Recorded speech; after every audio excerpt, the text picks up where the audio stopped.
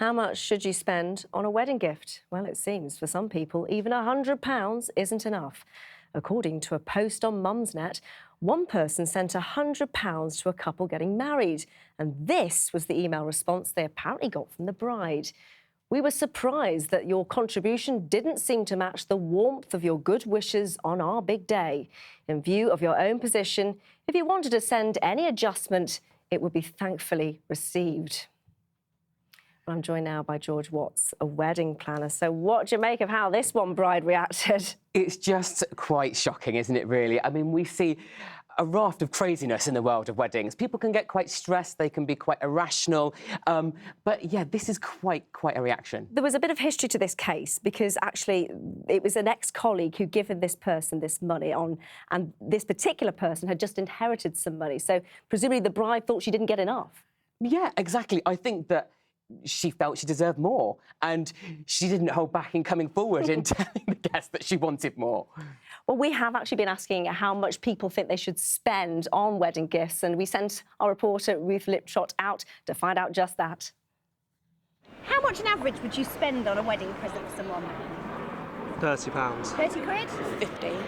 £30, £50. £75.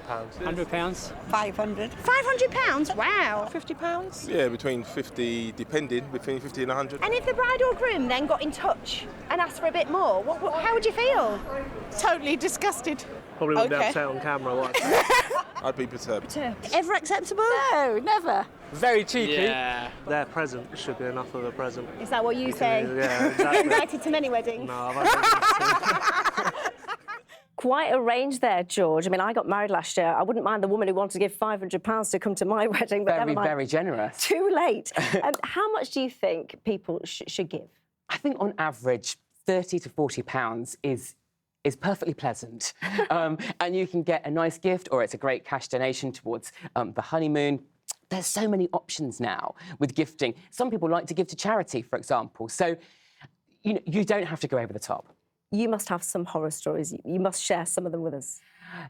There's two. I mean, one in America at the moment, people are having £1 million wedding gift lists, which I think is absolutely shocking. And then at the other scale, I had one bride that had a card given to her that must have cost about 50p with a screwed up £10 note inside, which I think is quite a shocking kind of gifting. Well, it goes from two scales, doesn't it? Either people want too much or people don't give anything at all. I mean, there is a serious point to this, though, because it does cost a lot for people to go to weddings, hen dos, travel costs, hotels. It does stack up, doesn't it? It does, and I think if you're not having to invest a huge amount of money in the hotel, for example, or in travelling on a big stag or hen do, really, be kind and give a little bit more to the couple, I would say. Here's a difficult one. If somebody's been married before, again, does that change how much you give? I don't think so.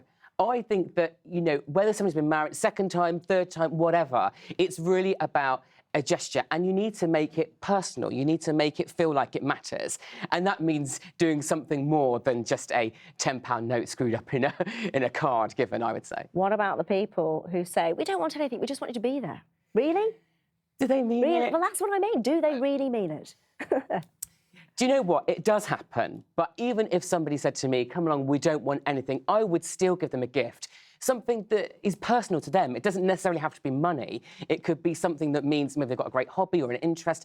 Give something personal.